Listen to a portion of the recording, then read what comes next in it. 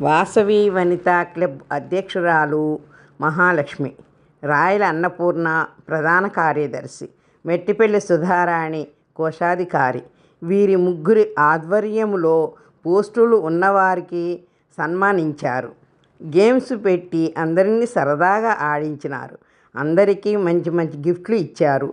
అందరికీ ఉపయోగపడే గిఫ్ట్లు ఇచ్చారు. అల్పాహారం పెట్టారు.